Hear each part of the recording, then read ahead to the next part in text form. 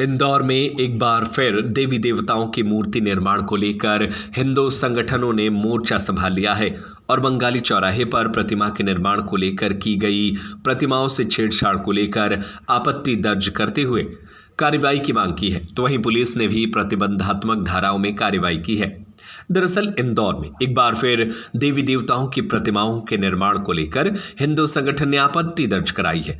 पूरे मामले में हिंदू संगठन से जुड़े संतोष शर्मा का कहना है कि देवी देवता हमारे आराध्य है और सनातन संस्कृति उन्हें हमेशा पूजता आई है, लेकिन कुछ लोग प्रतिमाओं को लेकर विभिन्न तरह के प्रयोग करते हैं जो कि एक आपत्तिजनक है और इसी कारण से एक सही जवाब हिंदू संगठन ने दिया है। तो वहीं पुलिस का कहना है कि किसी की भावनाओं को आहत करना गैर कानूनी है। प्रतिमाओं के निर्माण को लेकर उसकी जानकारी देना बहुत आवश्यक है और इसी के कारण जो कल विवाद हुआ था वह सामने आया है। फिलहाल पुलिस ने प्रतिमाओं से जुड़े मामले में प्रतिबंधात्मक धाराओं में कार्रवाई की है और साफ तौर पर कहा है कि प्रतिमा के निर्माण से पहले उसकी जानकारी होना बहुत ही आवश्यक है। यदि ऐसा नहीं करते हैं तो गलत बात है। देखिए, ये घटना कनाड़िया थाना क्षेत्र की है।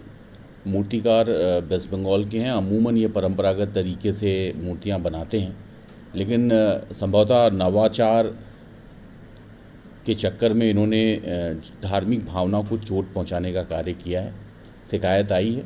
निश्चित तौर पे नवाचारिता की अपनी सीमा होती है, सीमा का अतिक्रमण नहीं होना चाहिए, लेकिन इसमें क्या तथ्य है वो जांच के बाद सामने आएगा और निश्चित तौर पे किसी को भी किसी भी धर्म विशेष की धार्मिक भावनाओं को ठेस पहुंचाने का अधिकार नहीं है। अगर इसमें क्रिमिनलिटी इन्वॉल्व होती है तो क्रिमिनल केस भी रजिस्टर किया जाएगा।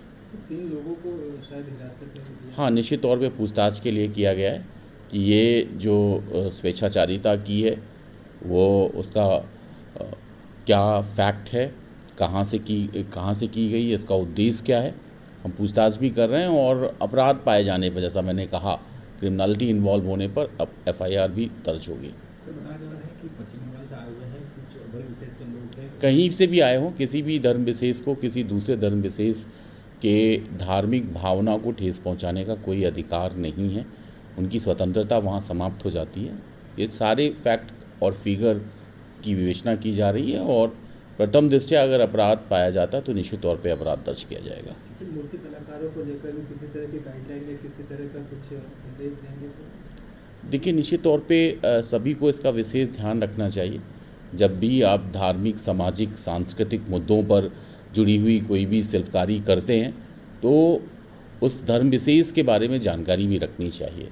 भारत में रह रहे हैं तो दूसरे धर्म की आस्था, विश्वास के बारे में भी जानकारी रखनी चाहिए और उसी के अनुरूप पालन करना चाहिए। यही धार्मिक स्वतंत्रता का भी व्यापक अर्थ में यही माने रखता है कि हमें दूसरे धर्म के प्रति भी सद्भाव रखना चाहिए, सम्मान का भाव रखना चाहिए।